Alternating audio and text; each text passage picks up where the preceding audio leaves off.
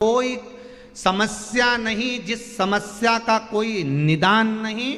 हर समस्या का निदान है, पर निदान किसी दूसरे के पास नहीं, निदान केवल मेरे भोले नाथ के पास में है। आपको अगर किसी समस्या का सफल आनंद चाहिए तो शंकर की शरण में जाओ। आपको सीहोर आने की भी जरूरत नहीं है, आपको हमसे मिलने की जरूरत नहीं है, आपको पंडित प्रदीप मिश्रा के पास नहीं आना, आपको किसी बाबा जोगी के पास नहीं जाना, आपको किसी के बेल भभूति लेने नहीं जाना, आपको तो शिव के पास जाना। जो शंकर की वस्तु है उसको स्वीकार करो, बस शंकर की वस्तु को स्वीकारिए।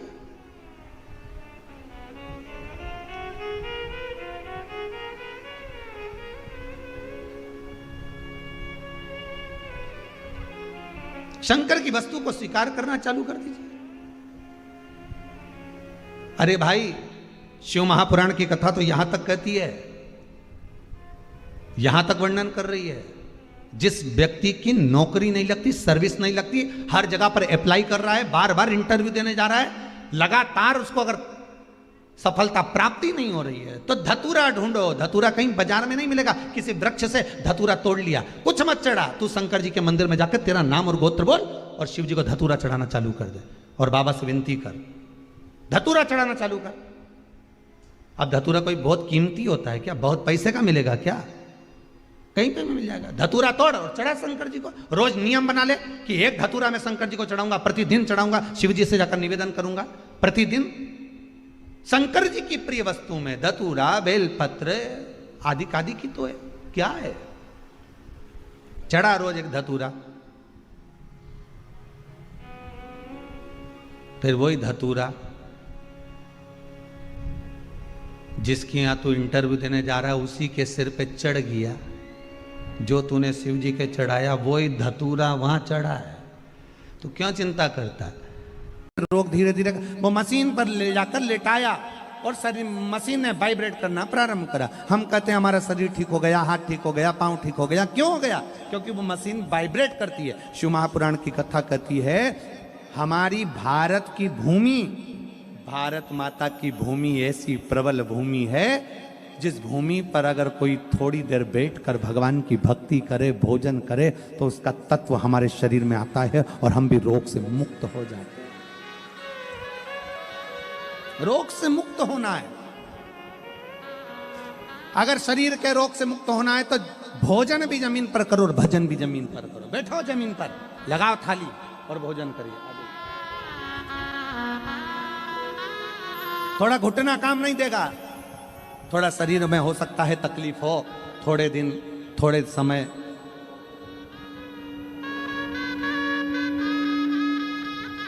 विश्वास की बात आ जाए और जहां चैलेंज की बात आ जाए, कोई कह दे कि ये बीमारी लग गई है और इसका कोई हल नहीं है, तब हम उन आपसे कहेंगे कि उस बहन से कहना कि तू डॉक्टर का इलाज चालू रख, डॉक्टर की दवाई खिलाते रहे, क्योंकि हमारे शास्त्र कहते हैं कि डॉक्टर का एक रूप शिव का होता है, डॉक्टर भी शंकर का एक रूप होता है। डॉक्टर की दवाई खिलाओ, डॉक्टर को दिखाते रहो, डॉक्टर का इलाज कराते रहो, डॉक्टर को दिखाते रहो, डॉक्टर से जांचें कराते रहो और डॉक्टर की दवाई खाते रहो। और कोई कहे कि इसका कोई इलाज नहीं है, तब उससे कहना कि अब तेरे घर के नजदीक में जो शंकर का मंदिर हो वहां एक लोटा जल चढ़ाना प्रारंभ कर।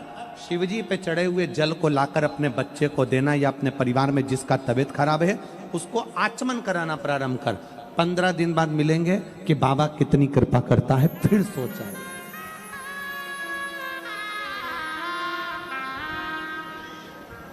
विश्वास मूल है।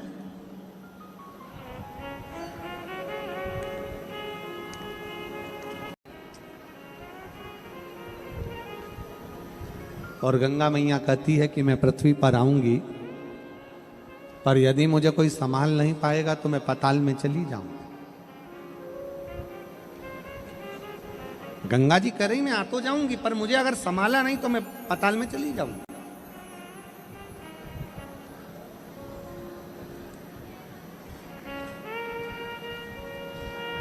मेरा संभालना बहुत जरूरी है।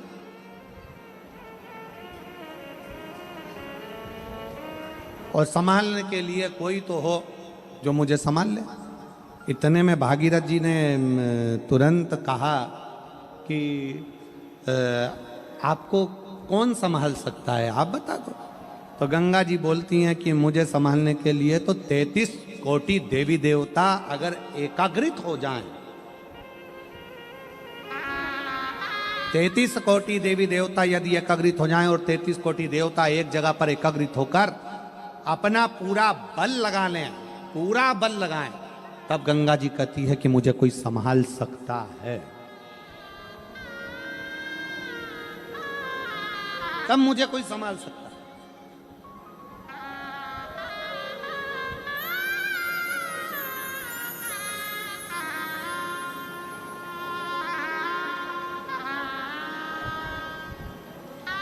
ब्रह्मा जी के पास सूचना पहुंच गई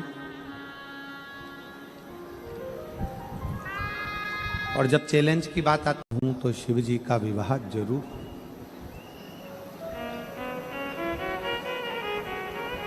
लोग कहते हैं पार्वती जी की तप साधना से शंकर भगवान ने विवाह किया, पर शिव महापुराण की कथा कहती है तारकासुर के विश्वास के कारण भगवान शंकर को विवाह करना ही पड़ा। विश्वास,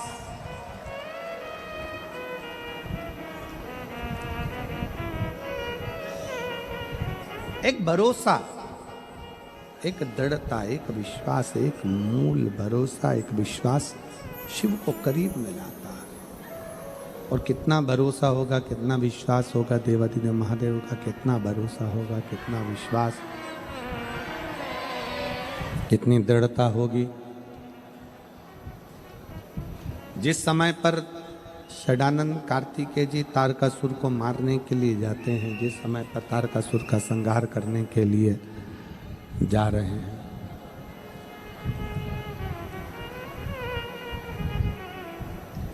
माता पार्वती जी कार्तिकेय जी से कहती हैं कि सामने जो तारकासुर है उसको संहार तुम करना मना नहीं, पर उसके हृदय में बाण न लगे क्योंकि वो विश्वास करता है।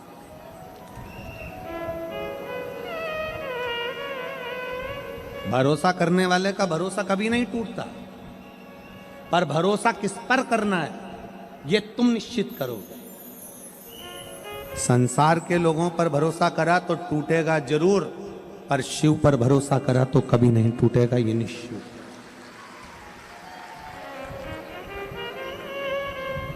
एक लड़की बेटी, आज कथा छठे दिन की है। आज की कथा शिवरात्रि की कथा मानी जाती है। बहुत सावधानी से सुनिएगा, झोली भरकर लेकर जाना है आपको, बहुत सावधान।